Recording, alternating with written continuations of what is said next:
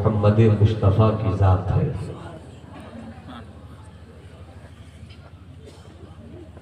سیرت پر تفصیل سے اگر گفتگو کی جائے تو کبھی ختم نہ ہو، چونکہ میرے سرکار کی سیرت کا ہر قطرہ اپنے آپ میں ایک سمندر کی حیثیت رکھتا ہے۔ سمٹے ہوئے لہجے میں صرف قرآن کی پڑھی گئی آیت پاک کی روشنی میں آپ تک اس پیغام کے ساتھ میں پہنچنا چاہتا ہوں کہ زندگی ایک جنگ ہے اور سپاہی وہی کامیاب ہے کہ وہ جنگ کے میدان میں اس جنون کے ساتھ اترے کہ اسے کامیابیوں کے ساتھ ہی پلٹنا ہے۔ زندگی سب کے ساتھ ہے، یہودیت کے ساتھ بھی زندگی ہے، عیسائیت کے ساتھ بھی زندگی ہے، جینزم کے والوں کے پاس بھی زندگی ہے، بدھزم والوں کے پاس بھی زندگی ہے، برادران وطن کے پاس بھی زندگی ہے، اور الحمدللہ ہم ایمان والوں کے پاس بھی زندگی ہے۔ جس کے پاس زندگی ہے ہر کوئی اسی مشن کے ساتھ ہے کہ اس زندگی کی جنگ کو وہ جیت لے، اور مذہب والوں کے پاس اس جنگ کے جیتنے کے کیا کیا ہتھیار ہیں یہ وہ جانے، مگر ایک سچائی یہ ہے کہ پوری دنیا میں پوری تیزی کے ساتھ جو مذہب سب سے زیادہ پھیلا اسی مذہب کو اسلام کہتے ہیں۔ یعنی میرا مذہب مذہب اسلام ہے۔ آقا جان رحمت کی 63 سالہ ظاہری زندگی، 63 سال کی زندگی میں سرکار 40 سال چپ رہے۔ 40 سال کے بعد آپ نے فاران کی چوٹی سے حقانیت و صداقت کا بگل پھونکا، قریش کے سارے لوگوں کو بلا کر آپ نے فرمایا کہ پتھروں کی پوجا مت کرو، لات کی پوجا مت کرو، حبل کی پوجا مت کرو، یعوق کی پوجا مت کرو، یہوس کی پوجا مت کرو، پتھروں کی پوجا مت کرو، بلکہ جس ذات نے ان پتھروں کو پیدا کیا ہے اس رب العالمین کی عبادت کرو۔ 40 سال مصطفیٰ خاموش رہے، مگر مصطفیٰ کی زندگی کی کتاب بولتی رہی، مصطفیٰ کا لہجہ بولتا رہا، آقا کا کردار بولتا رہا۔ 40 سال آقا نے اپنا کردار پیش کیا، پہلے اپنی ذات منوائی، اپنی ذات منوانے کے بعد اپنی بات منوائی، فاران کی چوٹی سے اعلان کیا۔ 40 سال کے بعد سرکار کی زندگی 63 سال، 63 سال میں 40 سال کے بعد 13 سال مکے میں رہے۔ گالیاں دی گئیں مگر سرکار نے پھول پیش کیا، پتھر مارے گئے مگر سرکار نے دعائیں پیش کی۔ 13 سال تک اسی ماحول میں سرکار رہے، یہاں تک سرکار اپنے مشن کے ساتھ جب طائف کی وادی میں تشریف لے گئے، پتھروں کی بارش ہوئی، سرکار کے پائے نبوت کو زخمی کر دیا گیا، خون اتنا گرا کہ سرکار کی مبارک جوتی شریف خون سے بھر گئی۔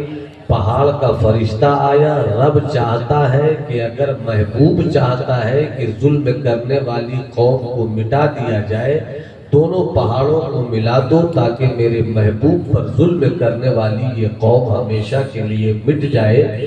مگر سرکار کو اپنی ذات سے زیادہ اپنے اس مشن سے محبت تھی جس مشن کو اس کے رب نے دے کر بھیجا تھا۔ اللہ کے رسول نے فرمایا کہ میں اگر پہاڑوں کو ملانے کی بات میں ہاں کر دوں یہ قوم مٹ جائے گی، مگر میں زحمت بن کر نہیں آیا ہوں، میں جس کا محبوب ہوں، میرے پیدا کرنے والے نے مجھ کو ساری کائنات کے لیے رحمت بنا کر بھیجا ہے۔ اب اس رحمت پر آپ جس قدر گفتگو کریں، میرے آقا کی پوری زندگی رحمت ہے، اور یاد رکھیے وہی یاد کیے جاتے ہیں جن کی زندگی میں آقا کی رحمت کا یہ سورج موجود ہے۔ مصطفیٰ جان رحمت کے صدیق ہوں، عمر ہوں، عثمان ہوں، علی ہوں، صحابہ کرام ہوں، اہل بیت ہوں، ائمہ کرام ہوں، ائمہ شریعت ہوں، ائمہ طریقت ہوں، غوث ہوں، خواجہ ہوں، قطب ہوں، ابدال ہوں، قلندر ہوں، نجبا ہوں، نقبا ہوں، صوفیہ ہوں، جتنے بھی اللہ والے ہیں جن کی یادوں کا چاند آج ہر انسانیت کی زمین کو روشن کر رہا ہے، ان بزرگوں کی زندگی میں سرکار کی رحمت ہی رحمت کی جلوہ گری ہے۔ حضرات اسی طرح سے آپ بہت اچھے ماحول میں سن رہے ہیں، مجھے بہت خوشی ہو رہی ہے۔ میں چاہوں گا کہ ایک مرتبہ میری طبیعت کو سکون دینے کے لیے پورا مجمع ہاتھ اٹھا کر بولے سبحان اللہ۔ بس اسی طرح سے آپ سنیں، میری تقریر کا عنوان ہے سرکار کی سیرت اور عصر حاضر، غالباً اسی مفہوم میں میرا کوئی عنوان ہے۔ نوشاد ایم کو ہمارے نوشاد بھائی کے شہزادے بیٹھے ہوئے، اللہ انہیں سلامت رکھے بس، اور ہمارے حضرت علامہ مفتی علی رضا صاحب، اللہ انہیں صحت عاجلہ کاملہ شفاء کلی سے مالا مال فرمائے۔ سرکار کی سیرت، سرکار کی سیرت، کھاتے کیسے تھے، پیتے کیسے تھے، سوتے کیسے تھے، جاگتے کیسے تھے، تجارت کیسی تھی، قیادت کیسی تھی، میدان جنگ میں کس طرح تھے، میدان امن میں کس طرح تھے، بیوی کے ساتھ ان کا کیا سلوک تھا، نواسوں کے ساتھ ان کی کیا عادت تھی، بیٹیوں سے کس طرح پیار کرتے تھے۔ یعنی سرکار کی پوری زندگی رحمت ہی رحمت ہے ساری کائنات انسانیت کے لیے، اور چونکہ مصطفیٰ آخری نبی بن کر آئے تو میرے مصطفیٰ قیامت کی صبح تک ساری کائنات کی ضرورت بھی ہے، میرے مصطفیٰ ساری کائنات کی حاجت بھی ہے۔ جسے جس میدان میں کامیابی حاصل کرنا ہو، اگر واقعی وہ کامیابی حاصل کرنا چاہتا ہے تو محمد عربی کو اپنی زندگی کا رول ماڈل مانے۔ ڈاکٹر ہو اس کے لیے بھی سرکار آئیڈیل ہے، انجینئر ہو سرکار اس کے لیے بھی آئیڈیل ہے، عالم ہو ان کے لیے بھی آئیڈیل ہے، صوفی ہو ان کے لیے بھی آئیڈیل ہے۔ ایک مصطفیٰ ذات رحمت وہ ذات ہے کہ اگر ساری کائنات کا حسن سمیٹ دو مصطفیٰ بن جائے، مصطفیٰ کا حسن پھیلا دو ساری کائنات بن جائے۔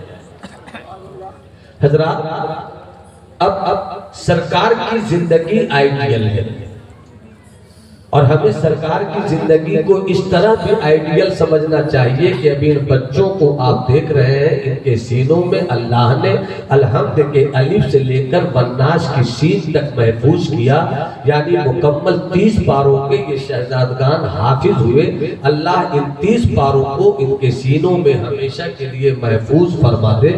یہ قرآن مقدس کیا ہے، تفصیل میں جائیے تو زندگی کے ہر فن کی ضرورت ہے قرآن، زندگی کی ہر ضرورت ہے قرآن۔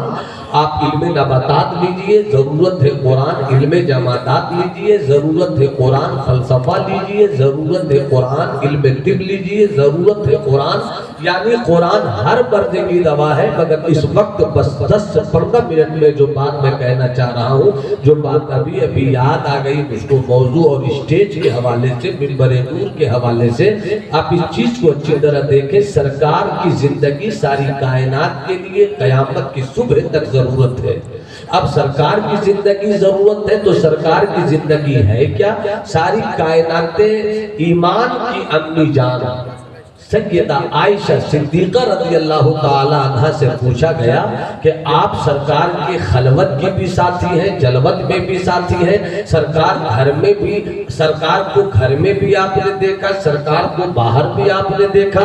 باہر دیکھنے والے تو بہت ہیں مگر گھر میں دیکھنے والی آپ ہیں۔ یہ بتائیے سرکار کی زندگی کیسی تھی، سرکار کی بندگی کیسی تھی، سرکار کی نشست و برخاست کیسی تھی، وہ چلتے کیسے تھے، وہ اٹھتے کیسے تھے، وہ بیٹھتے کیسے تھے، وہ مسکراتے کیسے تھے؟ تو حضرت عائشہ ہم مومنوں کی پیاری امی نے کہا کہ میں اپنے محبوب مصطفیٰ کے کردار کی کتاب کے کتنے پنے کھولوں، میرے محبوب کے کردار کے پنے بہت طویل ہیں، بس اتنا سمجھ لو کانا خلقہ القرآن، میرے مصطفیٰ کی پوری زندگی قرآن تھی۔ معلوم ہوا کہ ان بچوں نے اپنے سینوں میں قرآن کو صرف محفوظ نہیں کیا بلکہ اپنے آقا کی پوری زندگی کو سینوں میں محفوظ کر لیا ہے۔